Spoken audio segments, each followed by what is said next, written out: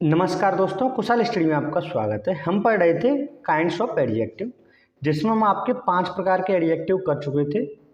ये वाले यहाँ तक हम कर चुके थे। आज हम देखेंगे आपके distributive adjective, possessive adjective, emphasising adjective, interrogative और एक्सक्लेमेटरी एडजेक्टिव पढ़ेंगे।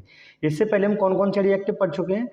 प्रॉपर एडजेक्टिव पढ़ लिया हमने, डिस्क्रिप्टिव, क्वांटिटेटिव, न्यूमरल एडजेक्टिव और डेमोन्स्ट्रेटिव एडजेक्टिव कर चुके हैं।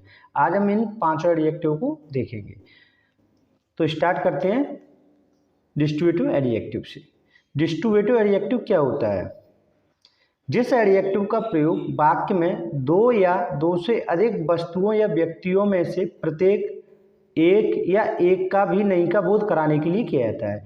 यानी डिस्ट्रीब्यूटिव एडजेक्टिव आपका क्या होता है? जैसे दो व्यक्ति हों या दो से अधिक हों, इनमें से कोई एक व्यक्ति कार्य कर रहा हो या दोनों कर रहे हो या दो से अधिक कर रहे हो, उस सेंस में बताना है। का बोध कराने के लिए किया जाता है, उस एडजेक्टिव को हम क्या कहते हैं? Distributive adjective. जैसे इसमें कौन कौन से शब्द होते हैं? ईच, एवरी, आइदर और नाइदर। ईच का प्रयोग हम कब करते हैं? जब कोई दो पर्सन हो, दो व्यक्ति हो, दो वस्तुएं हों, दो या दो से अधिक के लिए ईच का प्रयोग किया जाता है। एवरी का प्रयोग दो से अधिक के लिए किया जाता है। ये कब किया जाता है? मोर देन टू होता है। जैसे मोर देन टू के लिए हम एवरी का प्रयोग करेंगे। दो या दो से अधिक के लिए ईच का प्रयोग करते हैं। और दो में से कोई एक के लिए हम आइदर का प्रयोग करेंगे। और दो में से कोई नहीं, कोई भी एक भी नहीं, उसके लिए हम नाइदर का प्रयोग करते हैं। ये नेगेटिव में रहता है और ये पॉजिटिव में। जैसे देखिए नीचे दे रहा है, ईच का प्रयोग दो या दो से अधिक व्यक्तियों अथवा वस्तुओं में से प्रत्येक के अर्थ में किया जाता है। यानी दो लोग हों या दो वस्तुएं हों या दो से अधिक हों, उसकी सेंस हम किसका करेंगे? ईच का प्रयोग करते हैं। जबकि एवरी का प्रयोग दो से अधिक व्यक्तियों या वस्तुओं में से प्रत्येक के अर्थ के लिए किया जाता है। ईच का प्रयोग कब किया जाता है? या तो दो हों या दो से अधिक। एवरी केवल तभी यूज किया जाएगा जो दो से अधिक हों, दो से अधिक व्यक्ति हों या वस्तुएं हों, उनमें से प्रत्येक का बोध कराने के लिए किया जाता है। आइदर का प्रयोग दो में से कोई एक, यानी दो, जैसे दो स्टूडेंट हो, उनमें से कोई एक व्यक्ति के लिए किसका प्रयोग करेंगे हम? आइदर का। जबकि नाइदर का प्रयोग दो में से कोई नहीं, यानी दोनों में से कोई एक भी नहीं है, तो उस सेंस हम किसका प्रयोग करते हैं? नाइदर का प्रयोग करते हैं। एग्जाम्पल देखिए, जैसे ये कह रहा है ईच बॉय हैज कम, प्रत्येक लड़का आ चुका है। Every boy has come, every भी प्रत्येक के लिए आता है, लेकिन ये दो से अधिक के लिए आता है। यहाँ पे ये बात कर रहा है कि जो बॉय हैं वो दो से अधिक हैं। यहाँ पे हो सकता है दो हों या दो से अधिक हों ईच वाले में। Every girl of this batch is intelligent, यानी कि इस बैच की जो भी लड़की है, प्रत्येक लड़की कैसी है? इंटेलिजेंट है। Either boy can do the same, कोई भी लड़का इस सम को कर सकता है, इस सवाल को कर सकता है। नाइदर पेन राइट्स वेल, यानी कोई भी पेन अच्छा नहीं लिखता है, राइट्स वेल। अब ये नीचे दे रहा है, ये इंपोर्टेंट लगा लीजिएगा इस पर। ईच, एवरी, आइदर, नाइदर के बाद सिंगुलर नाउन तथा सिंगुलर वर्ब का प्रयोग किया जाता है। ये आप इंपोर्टेंट लगा लीजिएगा। जैसे अगर हमें कहीं भी ईच, एवरी, आइदर, नाइदर दिखे, तो उसके बाद जो प्रोनाउन आएगा, जैसे ये आपका क्या है? प्रोनाउन है बॉय या नाउन हो, तो वो आपका कैसा आएगा? सिंगुलर आएगा। कैसा आएगा? सिंगुलर। जैसे ईच बॉय सिंगुलर है बॉय, एवरी बॉय सिंगुलर है, एवरी गर्ल सिंगुलर है, आइदर बॉय सिंगुलर है, नाइदर पेन, ये सब कैसे? सिंगुलर नाउन है। कैसे? Singular noun. अब देखो इनके साथ में वर्ब भी सिंगुलर ही आती है। जैसे देखो यहाँ पर हैज है, तो ये भी सिंगुलर वर्ब है, ये सिंगुलर वर्ब है, ये सिंगुलर वर्ब है, सिंगुलर वर्ब, सिंगुलर, ये सब कैसे? सिंगुलर वर्ब का ही प्रयोग किया गया है। आगे देखते हैं, यही कह रहा है। नेक्स्ट है आपका 7 नंबर, जो आपका नेक्स्ट आपका एडजेक्टिव कौन सा? Possessive adjective. जिस एडजेक्टिव का प्रयोग अधिकार या संबंध बताने के लिए किया जाता है उसे पजेसिव एडजेक्टिव कहते हैं। ये किसके लिए किया जाता है? अधिकार बताने के लिए या फिर संबंध बताने के लिए किया जाता है, उसे हम कहते हैं पजेसिव एडजेक्टिव कहते हैं।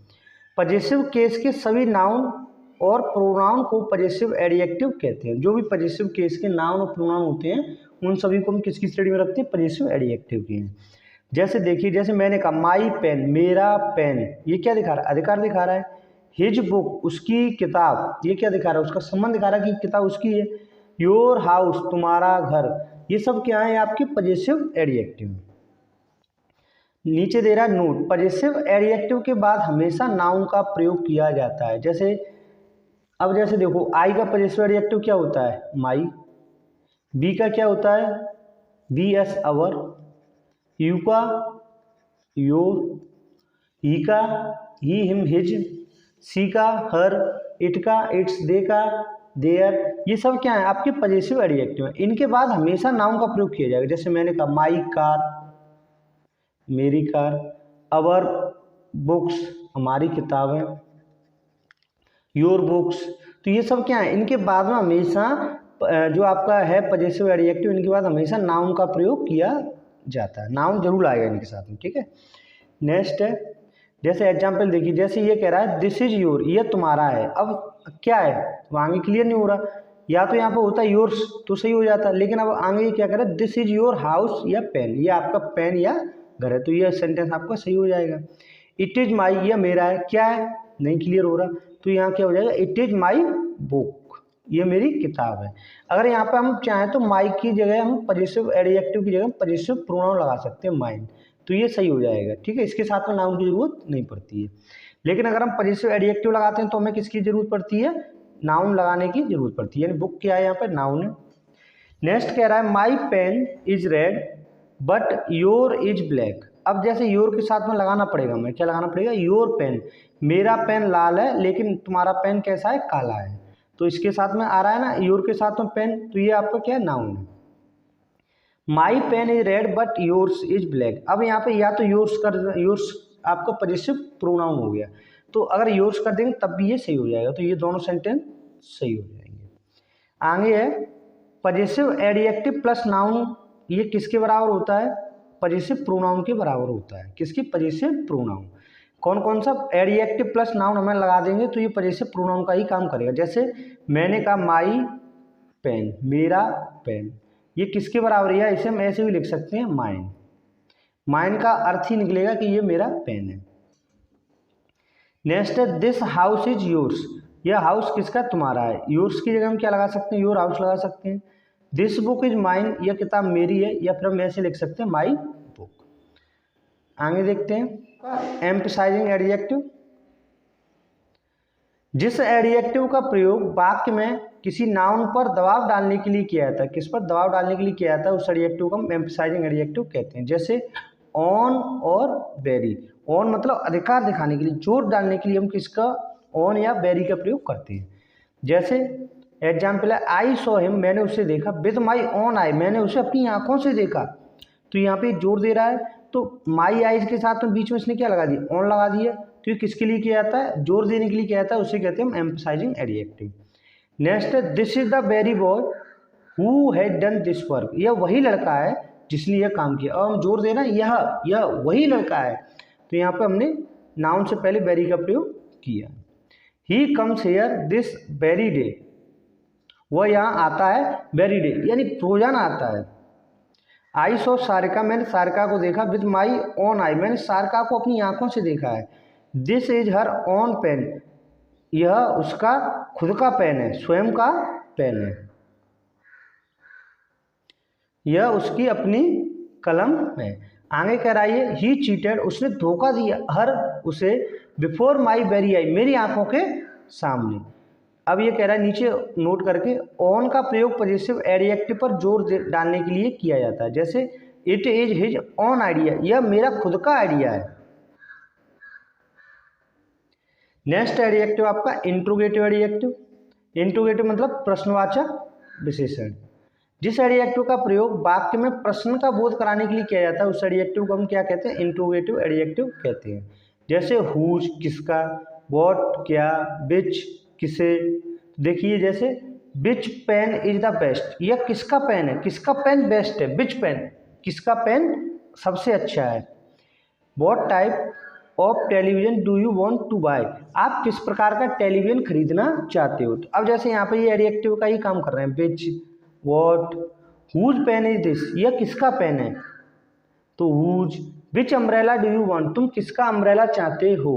हुज बैग इज दिस, यह बैग किसका है। तो ये सब क्या दिखा रहे हैं आपको? क्वेश्चन मार्क दिखा रहे हैं, यानी प्रश्नवाचक शब्द दिखा रहे हैं। तो ये कौन सा एडजेक्टिव कहलाता है? इंट्रोगेटिव एडजेक्टिव कहलाता है। नेक्स्ट एडजेक्टिव देखते हैं।